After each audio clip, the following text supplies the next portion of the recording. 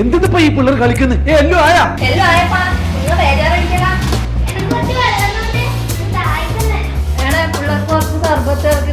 ഉള്ളി മുറിക്കുന്നത്രയാ. ഇനി എത്തിയതാവണ്ടേ? അവര് വരാനും ആയല്ല.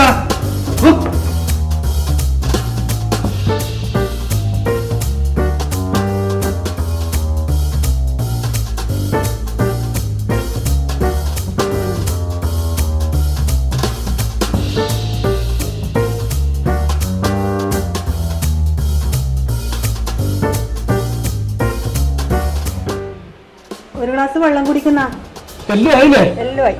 അവരിപ്പം വിട്ടു പറയുന്നുണ്ടായി. അവര് വന്നു വിട്ടാ.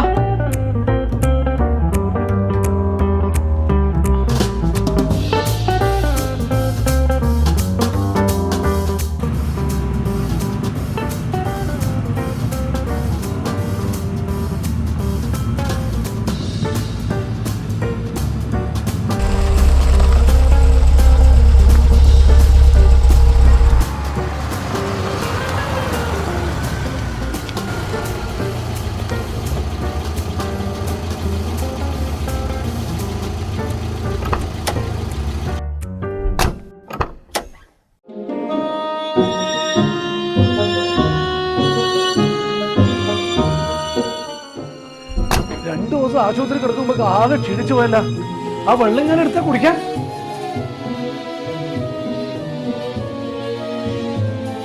കഴിക്കാനൊന്നും ആക്കി വെച്ചുവാ. എന്നാ അത് എടുക്ക, എല്ലാം റെഡിയാക്കി വെക്ക്.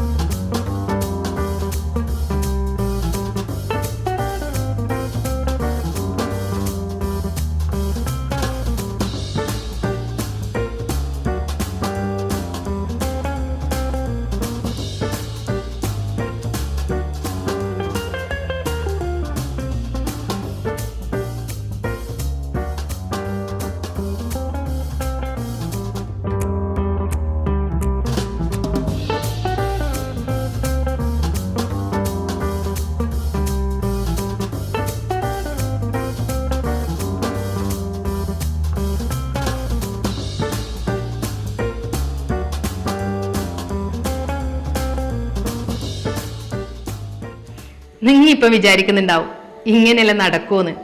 നടക്കുന്ന് അല്ല, നടന്നതാന്ന്. മഞ്ഞപ്പിത്തം ബാധിച്ച ഒരാൾ ആശുപത്രിയിൽ നിന്ന് വന്നപ്പോ ഉണ്ടായ കാഴ്ച നിങ്ങളിപ്പോ കണ്ടത്. അതേ വീടിന്റെ അതേ ഡൈനിങ് ടേബിളിന്റെ മുന്നിലാണ് ഞാനിപ്പോ ഇരിക്കുന്നത്. പക്ഷേ 10 ദിവസം കഴിഞ്ഞുട്ടാ. വീട്ടിലെ ഗൃഹനാഥൻ ഉൾപ്പെടെയുള്ള 6 പേര് മഞ്ഞപ്പിത്തം ബാധിച്ച് ചികിത്സയിലാണ്. എങ്ങനെയാന്നാ? നിങ്ങൾ ആ സീനിലൊന്ന് കണ്ടു നോക്ക്. കുടിക്കാൻ തിളപ്പിച്ചാറ്റിയ വെള്ളം മാത്രം ഉപയോഗിക്കണമെന്ന് എത്ര കാലായി പറയുന്നു. എന്നിട്ടും ടാപ്പിലെ വെള്ളം തിരിച്ചിട്ട് സർബത്ത് കലക്കല്, ഐസ് ഇടല്, വെൽക്കം ഡ്രിങ്ക്. ഹോ, മഞ്ഞപ്പിത്തം ബാധിച്ചവര് മറ്റുള്ളവരുമായി അധികം ഇടപഴകാതിരിക്കുന്നതാ നല്ലത്. ഇവിടെ ഇപ്പൊ കണ്ടതെന്താ? ഒരുമിച്ചിരുന്ന് ഭക്ഷണം കഴിക്കുന്നു, ഭക്ഷണം പങ്കുവയ്ക്കുന്നു. ശുചിമുറി ഉപയോഗത്തിന് ശേഷം സോപ്പിട്ട് കൈ കഴുകണമെന്നത് നമുക്ക് എല്ലാവർക്കും അറിയാം. ഇവിടെ ഇപ്പൊ എന്താ കണ്ടത്? നിങ്ങളൊന്ന് നോക്ക്. പകർച്ചവ്യാധികൾ പടർന്നു പിടിക്കുന്നതിൽ നമ്മളെ ശ്രദ്ധക്കുറവിന് നല്ല പങ്കുണ്ട് കേട്ടാ. നിരന്തരം ഓർമ്മപ്പെടുത്തുമ്പോഴും നമ്മൾ ഇതൊന്നും പാലിക്കാറില്ല. മഞ്ഞപ്പിത്തം പോലുള്ള ജലജന്യ രോഗങ്ങൾ മരണത്തിന് വരെ കാരണമാകുന്ന ഈ കാലത്ത് നല്ല ജാഗ്രത വേണോട്ടാ.